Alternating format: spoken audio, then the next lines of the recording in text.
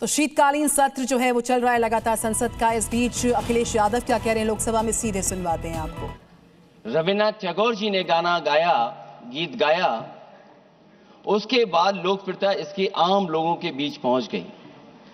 और जब कभी भी लोगों को अंग्रेजों के खिलाफ लड़ना होता था तो यही वंदे मातरम का नारा देकर के लोगों को जोड़ने का काम करते थे।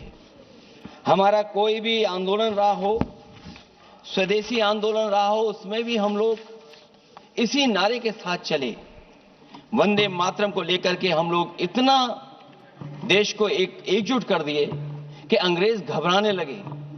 और जब अंग्रेज घबराने लगे तो जहां कहीं भी वो देखते थे कि ये नारा लग रहा है, वहां पर देशद्रोही का कानून लगाकर लोगों को जेल भेज देते। ये भी इतिहास है कि जिस समय बंगाल में बच्चों ने गाना गाया, इस गीत को अपने क्लासरूम में गाया, उस समय भी अंग्रेजों ने उनके खिलाफ मुकदमा लगाकर उन्हें जेल भेजने का काम किया। ये वंदे मातरम अंग्रेजों ने बैन भी कर दिया। 1905 से लेकर के 1908 तक बैन कर दिया गया। और बैन के बाद भी लोग माने नहीं, हमारे क्रांतिकारी लोग माने नहीं, और वंदे मातरम को हमेशा उन्होंने अपने दिल और दिमाग में रखा और जनता के बीच में इस आंदोलन को आगे बढ़ाते रहे। सभापति महोदय, जो हमारे सत्ता पक्ष के लोग हैं वो हर चीज को ओन करना चाहते हैं।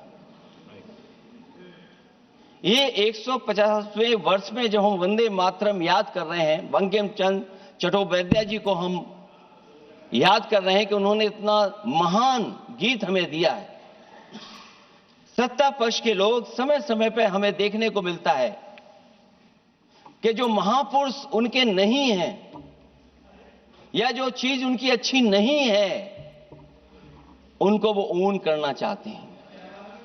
150वें वर्ष वंदे मातरम, मैं अभी वो बात कहूंगा और मैं बात कहूंगा और हमारे मंत्री जी उसका जवाब देना।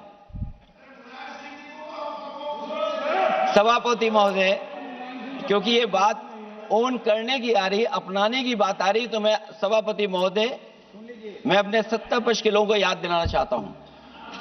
सत्ता पक्ष के लोगों की जो पार्टी आज है, भारतीय जनता पार्टी, जिस समय गठन हो रहा था, हमारे मुंबई और महाराष्ट्र के लोग जानते होंगे कि जिस समय गठन की चर्चा थी, उस समय आपके जो अध्यक्ष चुने गए थे, उनको जो भाषण देना उस पर भी बहस चल रही थी।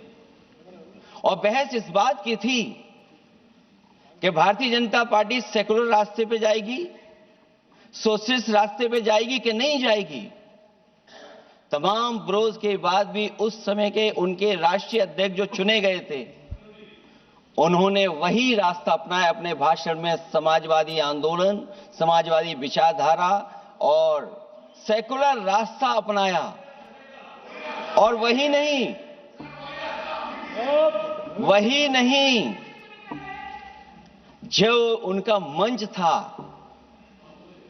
उसमें जयप्रकाश जी की तस्वीर लगा करके भी उन्होंने लोगों को ये भ्रम फैलाने की कोशिश की कि जेपी के रास्ते पर भारतीय जनता पार्टी चलेगी। बताएं माननीय मंत्री जी, आप कितने सेकुलर हैं आज, कितने सोशलिस्ट हैं आज? अभी गौरव गोगोई जी ने ठीक कहा, इंडिगो का हवाई जहाज उड़ नहीं रहे हैं, उड़ नहीं रहे कि उड़ाए नहीं जा रहे हैं? उड़ाए नहीं जा रहे। और क्या बात कही गई थी कि गरीब भी उसमें चल सकेगा। इसलिए सभापति महोदय, मैं बात दूसरी तरफ नहीं ले जाना चाहता हूं। वंदे मातरम सिर्फ गाने के लिए नहीं है, निभाने के लिए भी होना चाहिए। सभापति महोदय, आज हम आकलन करें, पीछे मुड़ करके देखें कि हम इस वंदे मातरम को कितना निभा रहे हैं।